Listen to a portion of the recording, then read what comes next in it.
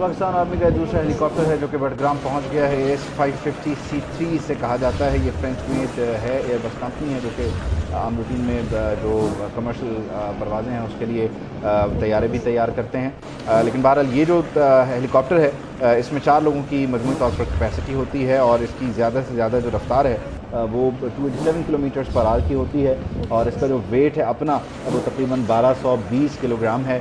फिर इसमें आप जो क्रू सवार है उसको देख लें तो अंदाज़ा मोहतात अंदाजे के मुताबिक इसमें अगर 4 लोग हैं, 2 पायलट्स हैं और 2 बाकी लोग हैं तो एक अंदाजे के मुताबिक इस हेलीकॉप्टर के ज़रिए जो लोगों को पानी है या दीगर चीज़ें हैं वो यहाँ पर प्रोवाइड की जाएंगी, क्योंकि जिस तरह से इस वक्त यहाँ पर 8 से 10 लोग फंसे हुए हैं, उन 8 से 10 लोगों को यहाँ से निकालने के लिए इस एक रस्सी पर झूलती हुई चेयर लिफ्ट को संभालने के लिए जो कमांडोज़ हैं SSG के उनका पहुंचना ज़रूरी है, क्योंकि नेट वाली जो आप बात करें जवेरिया वो इम्पॉसिबल है यहाँ पे 2000 फीट के साथ। तो इन्हें फिर यहाँ पर स्पेशल जैकेट्स के ज़रिए अपने साथ आप कह लें क्लैम्प करके यानी जोड़ के और फिर वो पैराग्लाइडिंग की जाएगी ताकि किसी तरह से ये बच्चे जो हैं वो नीचे सेफली लैंड करें। लेकिन ये फिर हमारे अंदाज़े हैं, हमारी आप कह लीजिए कि नाक़िस सी राय है या हमारी दुआ है कि ये इस तरह हो कि बहरहाल ये बच्चे जो हैं वो बखैर आफियत इनके पाँव जो हैं वो ज़मीन को लगें, वो ज़मीन के जिससे चले और फिर अभी हवा में मुअल्लक़ हैं और दूसरी तरफ भी ज़मीन इनका इंतज़ार कर रही है। तो ज़मीन के इस टुकड़े या उस टुकड़े किसी भी जगह ये पहुँचे ज़रूर, हमारी बस दुआ इतनी सी ही है। 2 हेलीकॉप्टर्स हैं एक वक्त में। जो एयरबस है या ये जो लाइट वेट हेलीकॉप्टर है यूरोकॉप्टर ये परवाज़ कर रहा है और मेरे अंदाजे के मुताबिक इन्हें यहाँ पर जो पानी वगैरह है दीगर चीज़ें हैं वो फराहम करने गया होगा और डेफिनेटली साथ ही साथ जो एयर प्रेशर है वो भी इस तरह से जांच लिया जाएगा। दूसरा एक जो सूरत हाल है वो ये कि जो बादल हैं वो अगर देखे जाएँ तो अगर यहाँ पर खुदा न खास्ता बारिश का माहौल बनता है तो डेफिनेटली उससे भी थोड़ा सा आप कह लीजिए कि काम में खलल ज़रूर पड़ेगा। लेकिन पहाड़ी इलाकों में इस तरह से बादलों का होना एक आम सी बात है। बारिश होगी या नहीं ये भी मैं थोड़ी वेदर चेक करके आपको बताता हूँ। लेकिन बहरहाल ये सारे अंदाज़े हैं और हर अंदाजे के पीछे दुआ है कि किसी न किसी तरीके से जो है ये बच्चे रेस्क्यू हों। तकरीबन इनको 7 से 8 घंटे हो चुके हैं ये फंसे हुए हैं और इनकी माएँ, इनके भाई, इनके बाप, इनके जो साथी हैं स्कूल के, इनके जो क्लासमेट्स हैं या जो इन टीचर्स के स्टूडेंट्स हैं वो दुआगो होंगे, हम भी दुआगो हैं, पूरी कौम दुआगो है।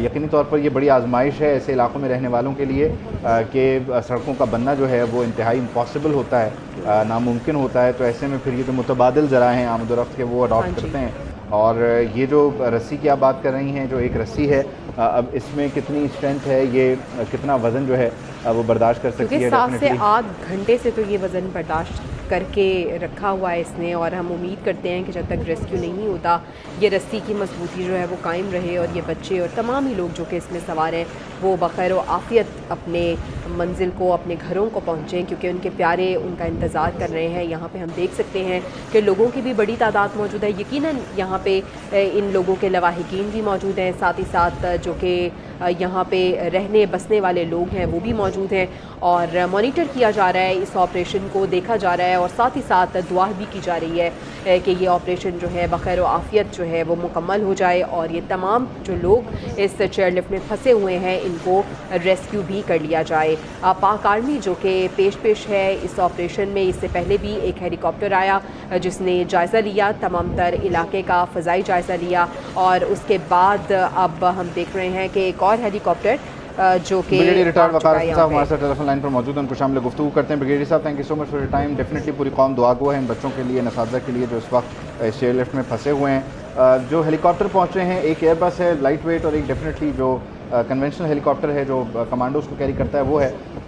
ये पॉसिबल कैसे होगा? हेलीकॉप्टर का तो बहुत ज़्यादा एयर प्रेशर है, how do we do it sir? जी, ये definitely it's a unique operation जो अंडरटेक किया जा रहा है। स्लिंग ऑपरेशन अगर तो लेट्स से कोई फंसा हो किसी माउंटेन टॉप पे या किसी रिज के ऊपर जहाँ पे ग्राउंड मौजूद हो तो वहाँ पे कदर आसान होता है कि लेट्स से कोई जख्मी है उसको निकालना है। लेकिन ये सस्पेंडेड है, आप ज़्यादा बेहतर समझे, सुबह से आई थिंक हम इसकी फुटेज देख रहे हैं कि इसमें सस्पेंडेड है। फिर लिफ्ट जो है खुद इम्बैलेंस है बिकॉज एक साइड से रस्सी टूट गई है तो एक ही रस्सी पे हुआ है। इससे आज से it's a very difficult operation, इसलिए पहले रिकॉन्सेंस की गई और उसके बाद जो है आई थिंक 2 हेलीकॉप्टर्स अभी वहाँ तकरीबन मौजूद हैं और उसमें मोस्ट प्रॉब्ली मैं एज अ लेमैन आपको बता सकता हूँ, I am not an aviation expert या SSG एक्सपर्ट, कि इसमें कोशिश की जाएगी कि उसके पास जाके फिर स्लिंग से जो कमांडोज हैं वो उतरेंगे और वो 1 बाय 1 मोस्ट प्रॉब्ली निकालने की कोशिश करेंगे, क्योंकि बच्चों में साफ ज़ाहिर पैनिक भी होता है। और उसमें hats off to that teacher, या जो भी 2 टीचर्स हैं उन्होंने आई थिंक बड़ा आई वुड से मेंटेन रखा है। अभी तक खुदा ना खास्ता कोई ऐसी चीज़ नहीं हुई। तो आई एम श्योर अल्लाह ताला की मदद सामने हार रहे तो ये कामयाब होगा। बाकी ये ज़रूर है कि इसके ऊपर फिर बहुत ज़्यादा बातचीत की जरूरत है कि वाई इट हैपन, और सिविल एडमिनिस्ट्रेशन का जो अपना रोल है वो क्या रहा, इंक्लूडिंग कि जब वार्निंग आई और उनको पता चला तो उन्होंने क्या किया 7 बजे से लेके अभी तक। तो एनीवेज वो बात की बात है।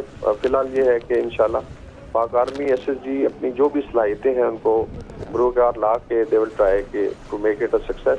बाकी अल्लाह ताला से दुआ करनी चाहिए कि ये जो भी एफर्ट कर रहे हैं कामयाब हो और मासूम जाने जो है वो बच। लेकिन ऐसी सिचुएशन में एज ए लेमैन चले हम बात कर रहे थे ब्रिगेडियर साहब के ये जो इस वक्त वायर है ये मजमूई तौर पर स्टील की एक केबल पर इस वक्त लटक रहे हैं, बच्चे जो झूल रहे हैं, और इसका जो रेडियस है वो तकरीबन 1.5 सेंटीमीटर होगा एक मुताबिक अंदाजे के मुताबिक। इस पर ऑलरेडी 10 लोग सवार हैं, एक भी बंदा मजीद जाता है, थोड़ा सा भी वेट ऊपर नीचे होता है, that two is very tricky. ये एग्जैक्टली दैट्स व्हाई मैं कह रहा था कि unique operation, I don't think so इस तरह का ऑपरेशन पाकिस्तान में पहले हुआ है कि लिफ्ट का जो इस तरीके से इम्बैलेंस हो। कुछ मैं वीडियो देख रहा था एल्स में, लेकिन अगर 2 रस्से हैं उसके ऊपर से आसानी होती है, ये वो बैलेंस होता है। तो अभी ये भी खतरा है, so they have to definitely look into it. फिर हेलीकॉप्टर की अपनी सेफ्टी सिक्योरिटी भी होती है, बिकॉज वैली में कई दफ़ा हवा का करंट इस तरह का होता है कि हेलीकॉप्टर खुद बैलेंस नहीं रख सकता। लेकिन ऑल टोल्ड आई थिंक जो भी सलाहियत है ये बहुत बड़ा इम्तिहान है, और दुआ है कि अल्लाह ताला इनको कामयाब करे और जाने जो है वो बच सकते हैं। डेफिनेटली। अच्छा, इसमें एक पॉसिबिलिटी तो ये होती है अगर फासला कम हो तो डेफिनेटली नीचे से नेट के ज़रिए उसे कोलैप्स से बचाते हैं। ऐसे ही इस सारी सिचुएशन को देखते हुए, आपको टेलीफोन लाइन पे देखते हुए, क्या ऐसी पॉसिबिलिटी है कि इन द मिडल इसको, इन द एयर इसको 2 तरफ से क्लैम्प किया जाए इन द नेट, और फिर रस्सी को काट के 2 हेलीकॉप्टर्स को सेफली लैंड करने की कोशिश करें? लेमैन का सवाल, आप कैसे कंसीव करते हैं इसको? ये लिफ्ट का ओवरऑल वेट अगर आप देखें ना, एक तो उसका अपना है, फिर अगर 8 बच्चे हैं और टीचर हैं तो दैट मेक्स अबाउट 500 किलोग्राम्स। अगर लेट से 60 किलो भी वजन है बच्चों का, और फिर लिफ्ट का अपना वेट, मेरे ख्याल ये 1 टन वजन बन जाता है। आई डोंट थिंक सो कि इसको सस्टेन किया जा सकता है इवन किसी बड़े हेलीकॉप्टर के जरिए। दूसरा ये होता है कि अगर आप लेट से इसको हुक करते हैं तो who is going to cut the sling, और फिर वो किस तरफ स्विंग करेगी। सो मोस्ट प्रॉब्ली ये जो है, इसके जो मेरी अपनी असेसमेंट है, कुड बी रॉन्ग, कि it will be 1 by 1 rescue.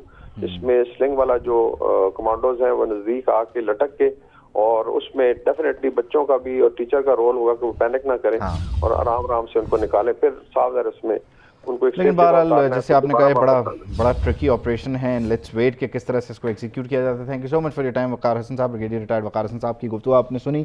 Definitely ये पाकिस्तान की तारीख में ऐसा पहला ऑपरेशन है, और जिस तरह से आपने सुना भी है ब्रिगेडियर साहब को कि एक रस्सी है, और ये बड़ा फैक्टर है कि जब आप एक रस्सी पे हैं तो